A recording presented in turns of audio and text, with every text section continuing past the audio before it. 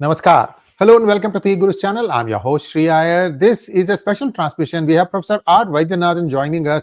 This is a look at the Bihar results and what is coming in the future. Let's welcome Professor RV. Professor RV, Namaskar and welcome to PGurus channel. How are you, sir? Namaskaram, Vanakkam, Namaste, and all the thing. Very nice to see you, and thanks PGurus for providing this opportunity.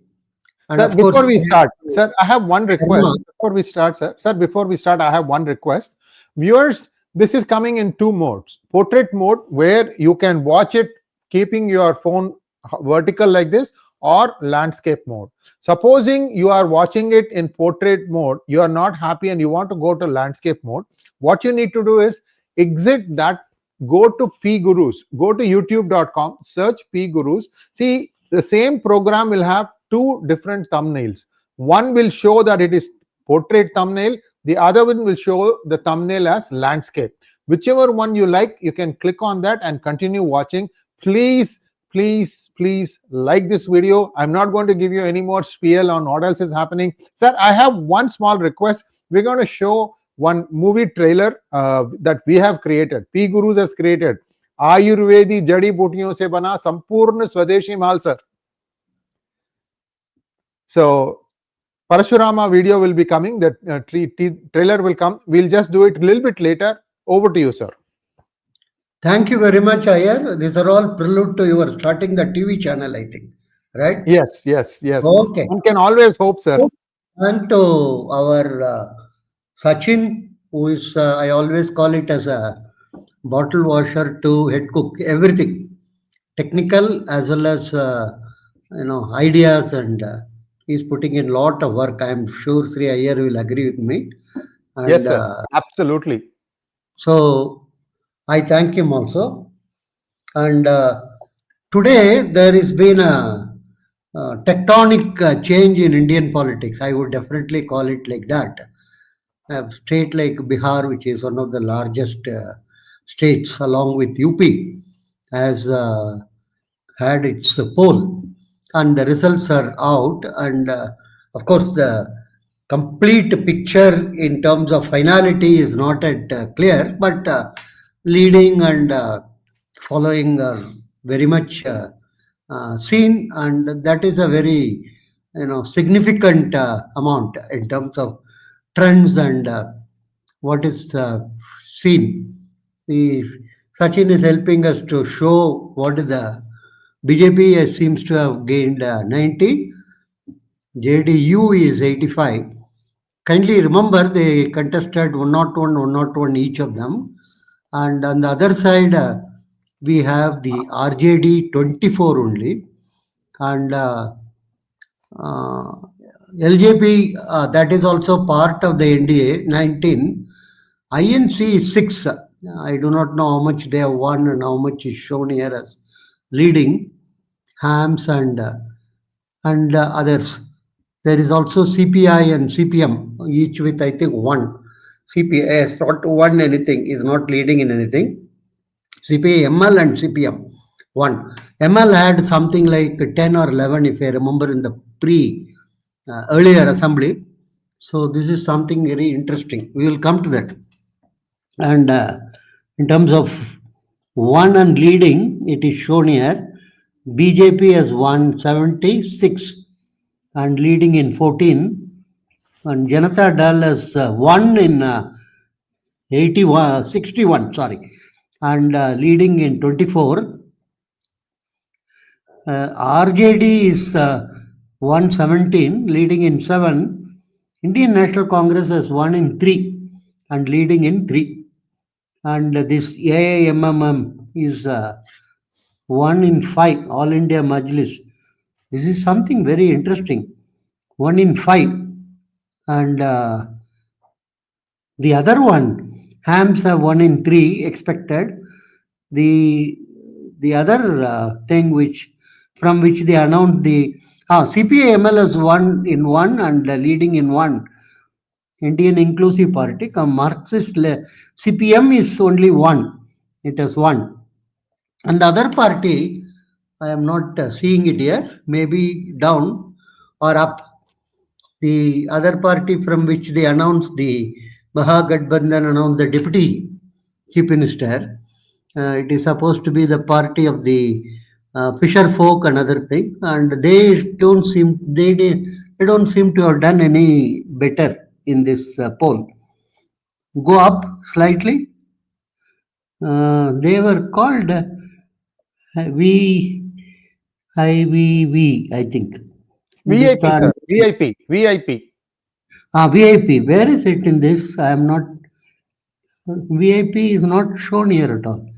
Yeah. Maybe. Look at the vote share, Sachin. Maybe we'll get an idea. VIP must go up there. No, they are just lumped under other. Sir, other is 13.93%. They have not won anything. Even though they got the announcement of that Sani demanded and got that he will be deputy CM, and that was announced before the poll. Anyhow, very, very interesting type of a thing. Anyhow, these trends are not going to be dramatically different or anything in terms of the final results. Overall, about 200, the NDA seem to have captured, and the Mahagathbandhan, Gadbandhan, they have not reached crossed 50, and in that Rashtriya Janata Dal has got very poorly 30 or so. And the chief minister candidate, finally, I think he won, but he had its own swing in terms of ups and downs. Congress is something which has to introspect, but Congress has been introspecting for 94 polls according to the statistics. This is the 95th in which they have lost. So the launching is not very successful. Launching of the prince. Maybe they have to take him to ISRO or something and relaunch. Something like that they have to do. Anyhow, it's a very serious problem for Congress, let me tell. The one of the conclusions immediately I can say is it's a banyan tree which is falling. Now it's not in the east anymore and not also in the west. It's only in HP as well as in the south, in Karnataka and Telangana. The situation is very grim for the party. And one of the leaders, very sober person whom I know, he was mentioning nowadays they try to get the candidate, clamor for being a candidate is purely to get some money from the central party. And then these people do not even spend it for the electoral purposes. They just follow it. In the very old times, the candidates have to provide funds to the center. Now it is the reverse. The situation is very grim, and he says unless something dramatic is done, it's not going to be very useful. And my own concern, I will come to that a bit later. First and foremost is this election we have to appreciate or we have to congratulate or give a bouquet to the election commission. If you go back to the 70s and 80s, the Bihar election used to be full of violence, and at least, let me recall, 10 to 12 people would be killed during the poll, and several people in various the community warfare will not be allowed to vote. In other words, for instance, SCs will not be allowed to vote. Like that, several places, violence is dominant. And this gentleman T.N. Session, you can separate our Indian electoral politics into two portions, pre-session and post-session. He introduced very stringent, he didn't introduce any new laws. He implemented the existing ones in a stringent way and tried to bring orderliness in conducting of election. After that, we got this EVM, one of the greatest finds by the Indian engineers. At standalone basis, let's repeat it, there is no link with any external thing. It's like a calculator. My calculator cannot be manipulated from outside.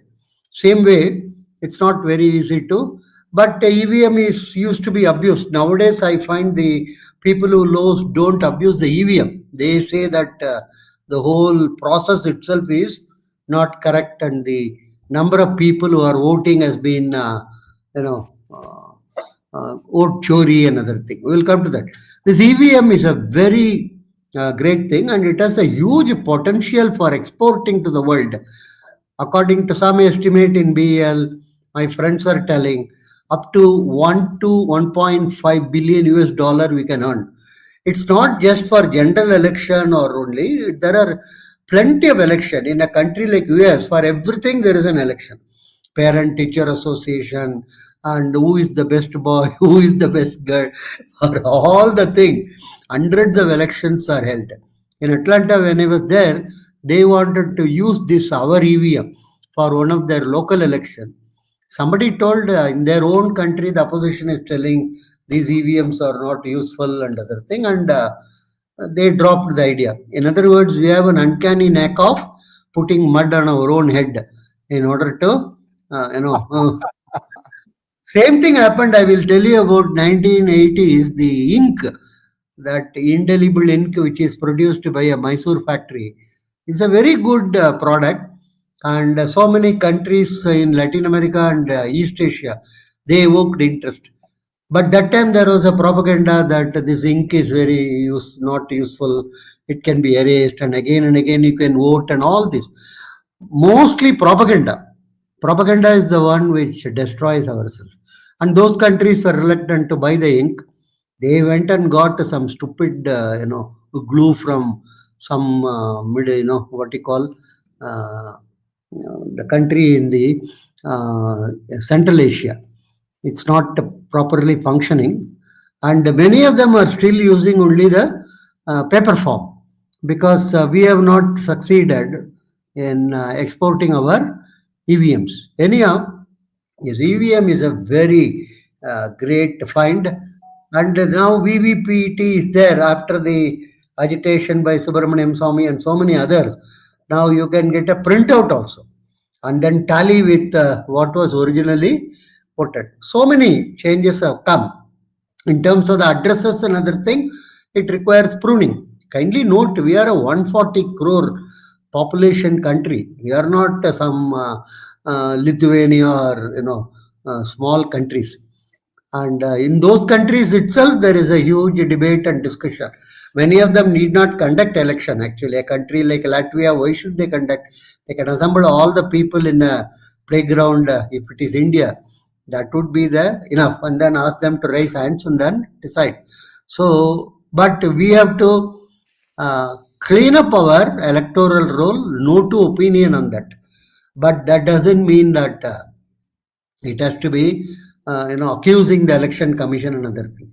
I think we are doing a extremely wrong propaganda in terms of catching up the election. If you do not know how to dance, there is a famous proverb in Tamil. You finally blame the dice. You say this is of rectangle. But it is there in Hindi also, sir. Nachana jane angan teda.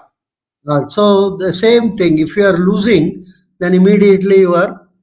Now, fortunately, Rahul Gandhi is not even in India in order to give some observation or comments. His party has got some 4 or 5 seats in Bihar. It's a very, very severe situation. So we should appreciate our election commission. Sir, drink water, sir. Can we have the trailer, please? No problem. We should appreciate the election commission for conducting. There are several dramatic changes which have come about, which we are not adequately appreciating. Bihar used to have 5-page, 4-page type of polls. In other words, different zones used to have different days election conducted due to the law and order and other type of issues. This time Bihar had only 2 phases, phase 1 and phase 2. Greatest achievement by the election commission for a large state. Second is no violence during polling, and no single booth has to be re-polled. If you go back in the history, many a time Something like 40, 50 booths have to be repolled again the next day because of nature of the violence the previous day. Not a single booth has to be repolled. This is another major achievement of the Election Commission. No, may except some minor skirmishes here and there, which is very unfortunate, but which is not very abnormal. You do not have, and the whole process was so smooth and neat, unbelievable. According to somebody like me, who has been observing Bihar and Bengal and other type of places polls for the last something like 40 years. This is a major change, shift, which has, I would call this as tectonic shift. I'm not talking about the end result. I'm talking about the process, which has been cleaned up, for which we can be proud and we can pat the Election Commission on the back. Let us not join the group which shouts vote chori and abuses the chief election commissioner and other thing. It's very unfortunate that officials are abused without any proper type of a proof or proper. For instance, election commission openly told you come and prove that this EVM machines can be manipulated. Nobody went. There was only one person from Communist Party who went, but he didn't have technical thing. He just told, he was told that it can be manipulated, and he didn't succeed. The point I want to make is unfounded allegations have become very large these days without any basis or without any cause. Okay, the process was so good, you cannot believe it. Next, the results. The results are, in a way, shocking. It is shocking to me also. Everybody expected NDA to do reasonably well because most of the exit polls, which I am not very fond of, gave good amount of numbers to NDA, and many people felt. The most important point in this is Lalu Prasad Yadav, who is not ruling Bihar for the last 15, 20 years, still is having anti-incumbency. This is something which I think we have to put it on record. A person who has not ruled for a long period of time still evokes so much amount of anti-incumbency. And his son is being projected, and people talk about again Lalu Raj and other thing. So this is something which I think we have to remember as a history lesson, that the period during which he ruled was really catastrophic. And many of the people above 40, above 50, they all recollected. I could see in all the TV interviews, most of the senior people were remembering what is called the Jungle Raj. So that was one of the very major albatross around the neck of this younger boy who wanted to come out of it. They wanted to project less of Lalu. Actually, as Prime Minister himself told in many of the meetings, Lalu's photos were not even prominent in the posters and other things. They wanted to reduce his importance. Second is, they also tried this time. Traditionally, they always use what is called the MY equation. That is Muslims and Yadavs. These two groups put together are considered as a important bulwark of their voting, what one can call strength. But this time that was also not very much stressed, particularly the M factor. They underplayed it. They also underplayed the Y factor, and but that did not help in terms of their voting. And interestingly, some of the statistics suggest that NDA parties seem to have done well in those areas where Muslims are dominant. In other words, it's not a complete rejection by Muslims of this thing. Next point to remember is about this Prashant Kishore party, Jan Suraj. Prashant Kishore party had so much hype so much. They were considered as X factor. Somebody told Y factor. Somebody told they are going to be balancing another thing, and he ended up with zero, nothing. And so this is very, very important in politics. It is one thing to have hype, one thing to have this TV cameras projecting on you, one thing to have even good amount of crowd, but another to get votes, convert them into votes. I think here there is one lesson for our Tamil Nadu politician Vijay, who is also very much propped up, very much talked about, and very much hyped. So this is very important. As some commentator told nicely, Prashant Kishore is like a advertising company, advertising chief, who thought the product is himself, and then who was gloating in the fact, but the product is different than the advertising company's head. So this is something very important, and this is where I think uh, the Tamil Nadu upcoming leader Vijay should focus whether as an independent, as an individual, separate party can contest and then win number of seats or anything.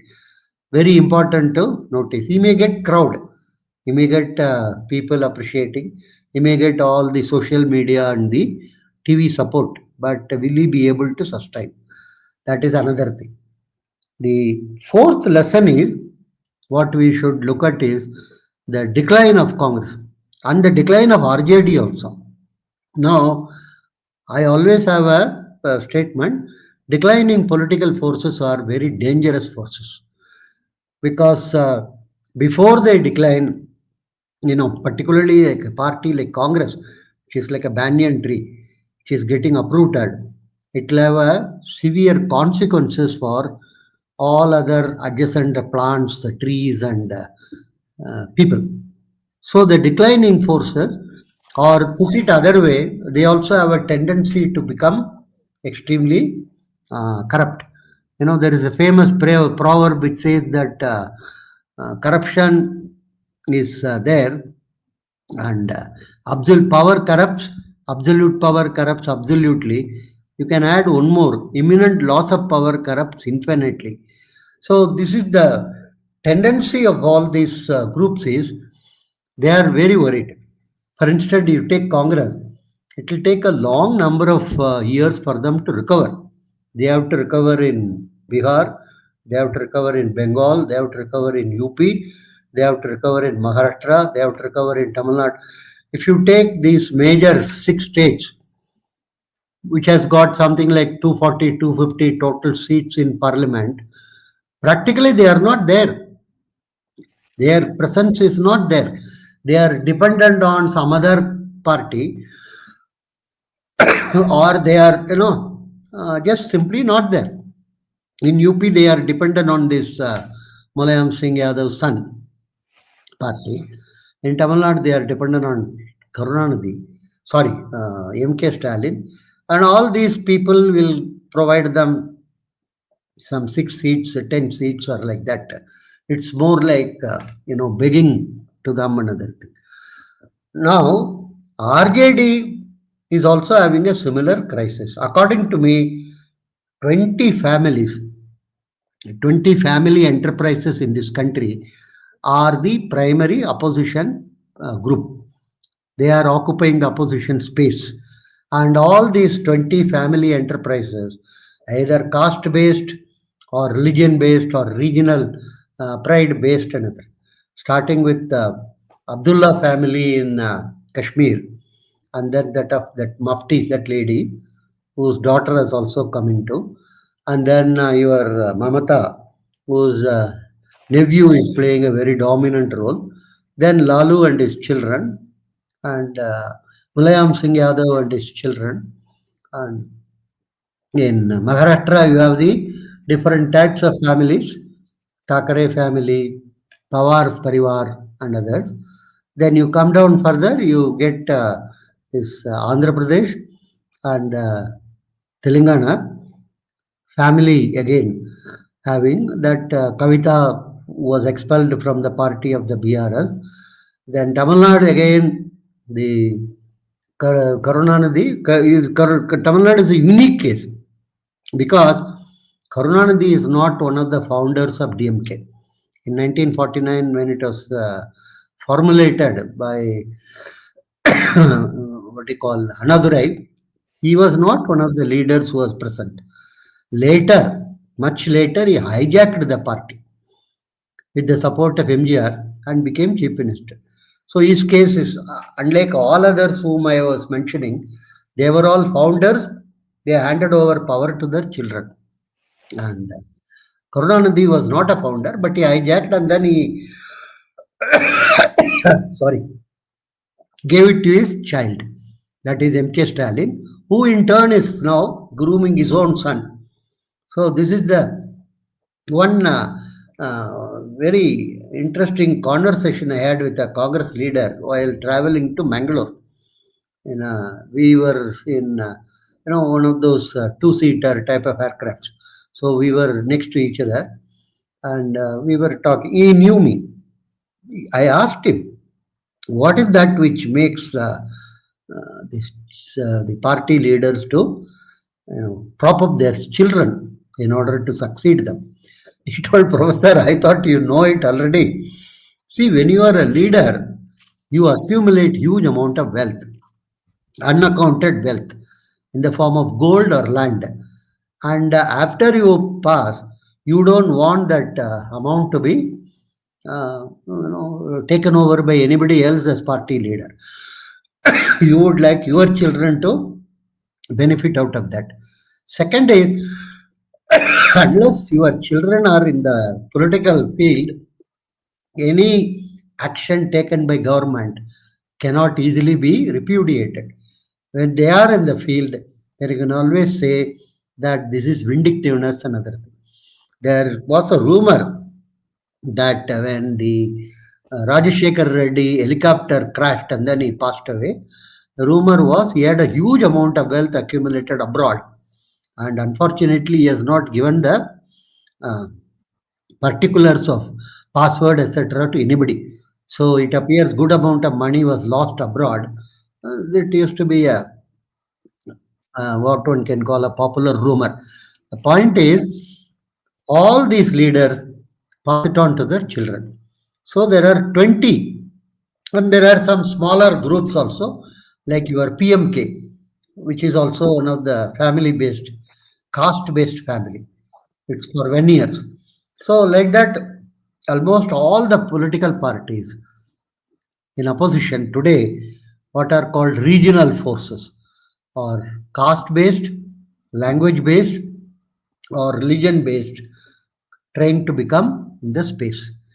The major one is, of course, Congress, which has also got its own, the children. We had Rajiv Gandhi to Rahul Gandhi. Now again, the question is, what is the criteria for Rahul Gandhi to be the leader?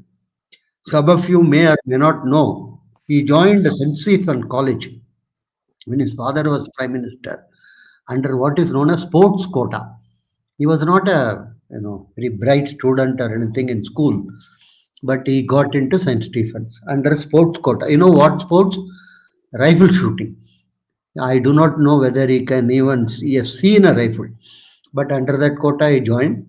He couldn't survive there beyond 1.5 years. He left the St. Stephen's and went to Harvard.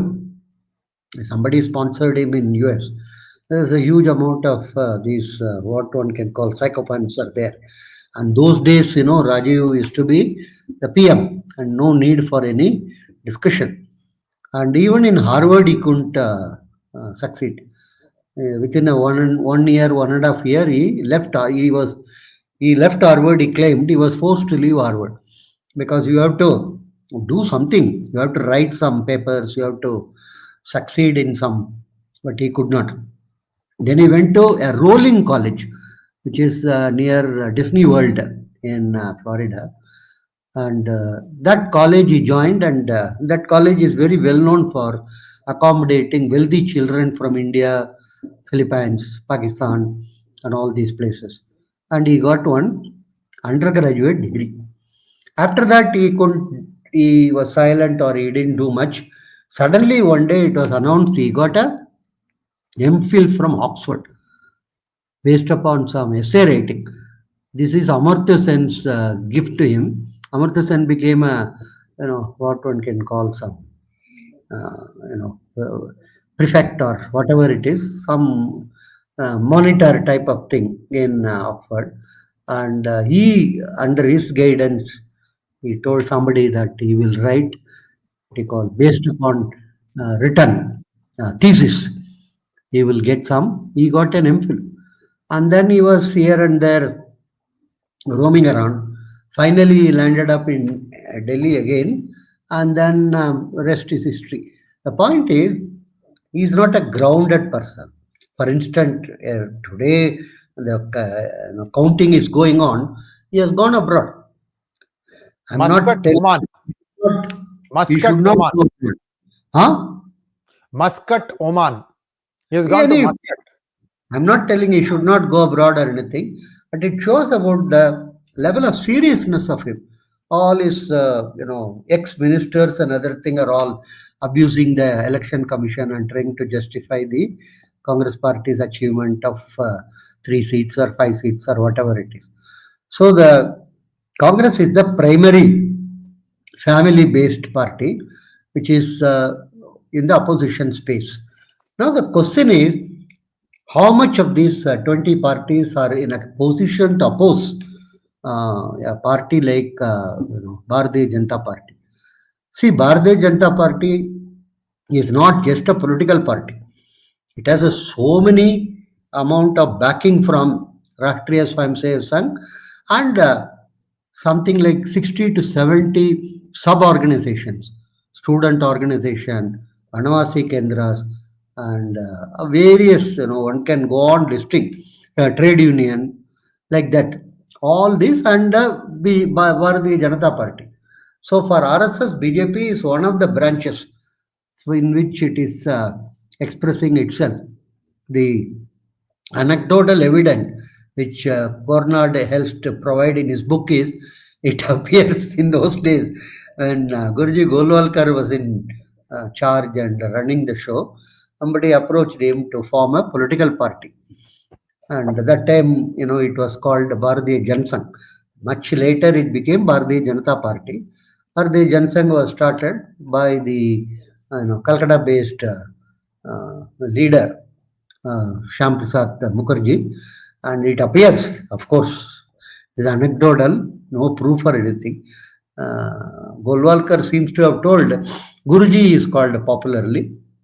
If some people, politics is like a sewerage.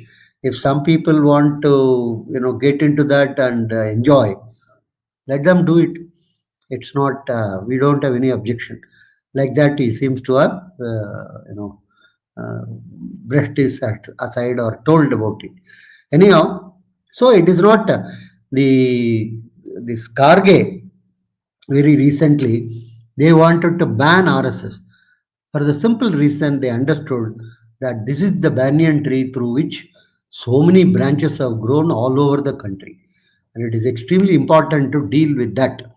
And of course, that, Garge's son, Priyank Garge, who is perhaps some 6th fail, 7th pass type of thing, is not able to articulate it properly, another thing. And he is not able to give any reason for, you can't just go and ban somebody without any reason. The point I want to stress is, can these 20 families oppose such a big banyan tree which has grown for all its... So one possibility could be a need for Congress without Gandhi family. Will that be possible at all? Will that be? I am sure there are enough amount of leaders, enough number of thinkers and other things who can work on this. It's not that tomorrow itself it will succeed or anything. So Bihar should be a final warning bell, I would say. It's not something like a, it's not one more type of a election loss, and then you can brush it aside. And he and his sister should realize the importance of electoral politics and respecting people's sentiments and wishes. For instance, his sister in many of the meetings abused Ambani and Adani. That's his our right. There is no. But she also mentioned that these two people are not given even one person any employment. These are blatant type of a lies, or everybody knows they are running huge factories, they are running huge amount of port, airport, so many places, and so this won't sell. You cannot be abusive and without any logic. And there are suggestions that international forces are guiding him wrongly mostly, and domestically he is not in a position to come to grip. So this is the position. Given this, I myself is having doubt how so many other parties will continue to collaborate with Congress and provide adequate number of seats or something, because it is no more a question of Congress as a winning combination. Congress is now considered as a liability. For instance, 26 election in Tamil Nadu, I'm sure DMK will not be enthusiastic in giving more than 10 seats to Congress, which will not be accepted by Congress. That is a different issue. But when once a national party is considered as a liability, it becomes more and more difficult for them to function on a independent platform. This is something very, very critical for Congress to consider. And RJD, for instance, allotted 60 seats for them, but they are not in a position to, get more than 4 or 5 as a winning seats. It is not that RJD has performed spectacularly, but they would always point out that in these 60 also we could have got some 10 or 12. So it's very important for Congress to realize this. And because of the dwindling support, their finances are also becoming difficult. Sorry. Recently, there were reports that for the Bihar election, they wanted to get it funded from Karnataka and Telangana. There is no other state to which they would be able to get enough amount of money. And so that's a type of a situation. So for the next poll in major states like West Bengal, Tamil Nadu, etc., the financing will become an issue for them. So they are facing extremely difficult, and let's not minimize the difficulties of Congress, and let's not just gloat over it. I am not telling that you should all feel very what one can call depressed and have memories or some memorials or something. But at the same time, we should recognize a large political party in the country which has played a very important role at different points of our history. Whether you agree with that role or not, is completely getting erased. Is completely getting, and it is not getting re-energized from within. So, what is the shape of things? Some people say Congress Mukt Bharat. That would not be a very desirable slogan. Maybe Congress Mukt, the Gandhi family might be a desirable thing. But we need to have a national level alternative emerging, which is not exclusively caste or that type of a basis, language basis, but based upon certain principles. It can be, center left or center right, it doesn't matter. And it should be. Because unless we have an effective opposition which is able to, find fault with the government and criticize, our republic will not be able to sustain itself. Our republic require a very good opposition. This is what I would suggest. Right?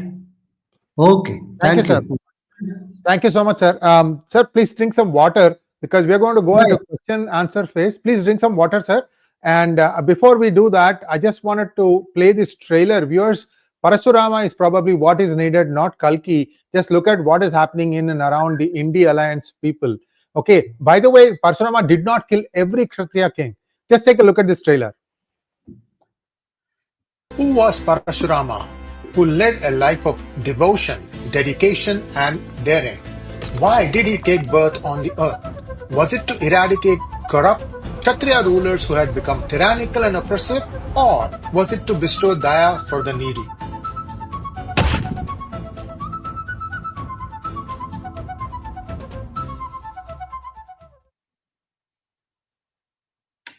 Thank you, sir. Before we go to Q&A, I have one small observation. Professor RV, let's take a look at how the NDA has regrouped itself post the 2024 Lok Sabha election. They are running some of the most disciplined campaigns. They're also understanding what is needed, where they went wrong. They have done fantastic course correction. Credit where credit is due. Sir, there is no other way to describe it. Whether it was Haryana or Maharashtra or now Bihar, they are only going from strength to strength, which means they are on to something where they kind of know how or where they went wrong and they are doing course correction. Sir, I have a small question here. See, this is democracy. The democracy, what are the people of Bihar saying? They prefer a BJP chief minister compared to Nitish Kumar. Why I say that is both these big parties contested the same number of seats, yet the BJP strike rate was higher. Is it time for Nitish Kumar to say, okay, I'm going to fade into the sunset, ride into the sunset, let BJP have the CM? He needs to say it, because I think that, so let's say he reneges and pulls out from the center. Sir, today if Modi announces midterm election, 400 is for the taking. Of course, he'll have to finish the SIR first. But see, the point I'm trying to make is it is time to act a little bit more clinical, in my opinion, and let BJP also start ruling Bihar. My 2 cents, sir. You can agree with me. You may agree with me. You may disagree with me. So these are the two things. What you are telling. See, the point is, throughout the campaign, Nitish has been projected. And Tejashwi has always been telling they won't make Nitish as CM. And this was repudiated. And so, what you are telling is correct, but Nitish may continue for a year or two.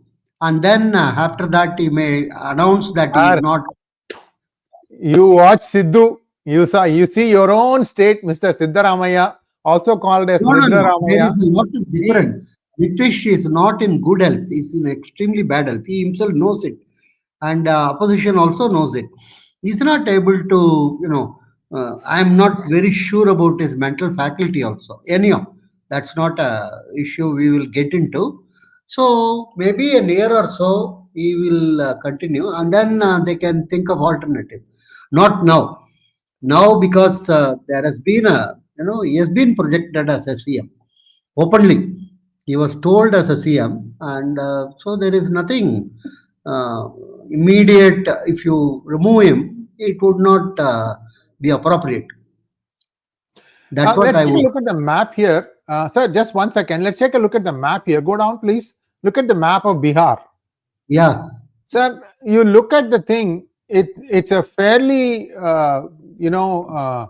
central Bihar. The core of the state is completely NDA, sir. Only in some fringes you are seeing other parties. Yeah. No, all over they seem to have, even Simanchal, which they were very worried about, they seem to have done well. And one of the reason, the experts are not experts at all. Why in the Muslim-dominated areas also NDA has done well is something which requires to be, analyzed or something very important. And of course, JDU has always been what one can call backup in terms of the Muslim areas compared to BJP. So whenever BJP is focused, they push JDU in the front. So this is something.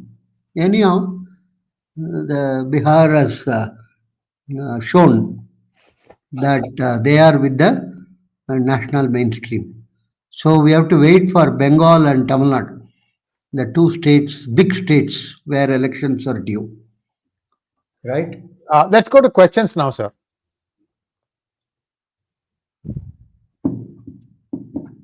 Thank you so much for your donation, PR6234. I'm sorry I can't read your names because this is a StreamYard bug, I think. They are, instead of putting your name, they are putting your ID. Thank you so much, Thought Provocateur. Issue was note chori and plot chori for job by RJD. Plot chori for job by RJD. Yeah.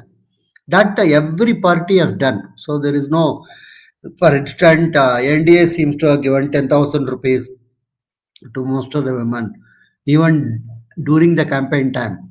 And many of the women have used it for small businesses. In many of the TV interviews, many women told they have started this on chai shop, or they have started this vegetable vendor business or something like that. So all the parties have done it. And there is no point in now getting into that unless and until the state collapses. Collapses, I mean, in terms of become insolvent. This process is not going to stop. Cost of interest coming down, sir. Compare the inflation between UPA 10 versus why this vast difference, sir. Cost of interest for loan, are you talking about bank cost of interest, or are you talking about unorganized sector? Because 30 to 35% is only bank finance in India for credit market in terms of your requirement, including NBFCs. All other comes from money lenders, caste associations, extended family, etc. And there the interest rates are relatively very high. It's something like 5 times the bank. If bank charges you 8%, there the interest will be 30 to 40%. So which interest we are? The actual interest is those interest rates, and that will not come down until and unless some structural changes are made in our economy. Okay. Rahul Paul wants to know if Telangana. This could have impacted the Bihar election indirectly. No, I don't think so. They also say, of course, Stalin's participation might have impacted because they spread far and wide his attack on Biharis and his attack on religion. And see, on an average, Bihari is not so much worried about attack on Biharis because they know that all over the country everybody is joking about them or everybody. But attacking on this chart puja or attacking on gods or temples and other thing, they don't like it. They are, see, by and large, almost all over India, I'm telling, they are a very religious people. They are people who have faith and other thing. Every state, not just Bihar. So insinuating that or ridiculing that is not going to help. So that could have helped to some extent the NDA in Bihar. As far as the Islam, as far as the Hindu consolidation, I'm still not completely, with that. But let's wait and see the further analysis of the results. Thank you. Magnet Ranga wants to know, with the failure of the secular parties that used caste for political gain, can we be optimistic about Bharat moving towards a caste-free polity? Very difficult. Caste-free polity is not going to be useful. The only thing you can say is caste discrimination differences should be minimized. You cannot, abolish caste or anything. It's not. See, caste is a sampradaya. It's a way of living. See, you have to have your various type of from birth to death. You have several type of things to be done. and all of them is based on caste. Of course, you may not do any of those things. That's very, very small segment which may keep out of all these things. But otherwise, everything has to be only caste based. So, caste is not going to be removed or anything. The only important point is there shouldn't be any discrimination between caste. There should not be any antagonism between caste. Caste in business unites, let me repeat it, and caste in politics divide. We will not go into that further. I would ask you to buy my book, Caste as Social Capital, and have a look at it, right? Not very costly. It is around 240 or 250 rupees only. Okay. After Dilip research, Singhani, what so do in this Soros factor, I think, is getting beaten up, and he has lost in many other countries, not just in India or Bihar or anything. And he has got enough money in terms of billions of dollars, so he will not worry about it. Except I am worried because, as I always say, the declining powers are dangerous. Congress shouldn't get into some violent mode in any part of the country. Right? Okay. When will TN see a similar result? That's a very interesting question. Vigil, yes. So we have to wait and see. TN and Kerala are two cursed states. Let me have another discussion on that separately. And different way they have been cursed. One might be cursed by Parasurama, which he was showing some time before, and other might be cursed by Vinayak. Anyhow, let's keep that discussion separately. Okay? Right. thank you so much, sir. Very interesting last line. One state cursed by Parasurama, the other state cursed by Vinayaka.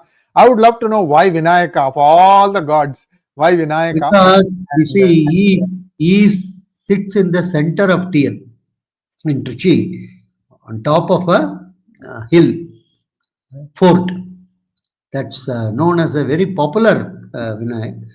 And obviously, the bottom of that, this Ramsamy Nayakar started, his followers started taking out the statues and breaking them, which was followed later in Madurai and various other places. And of course, as a vengeance, you have some millions of Vinayak today. Every street corner has got one Vinayak under a tree, which is kept, and some people come and bow to that, or some people come and take one banana before that, and whatever. So there is a like Chairman Mao told, 100 flowers boom. Say same way here, 100 flowers, 100 Vinayaks have bloomed. But anyhow, he is observing all of it from Rockfort Vinayak. Trichy is the center of TN, and he is on top of the hill and looking at all the things and smiling. What is all happening? So maybe Vinayak curse, I would say. Parasuram curse, and let's see. Thank you so much, sir. And we'll be back again with Professor RV next Friday or the Friday after. I don't remember. I think it's next Friday. Thank you so much, sir. Namaskar. Okay. Namaskar. Thank you.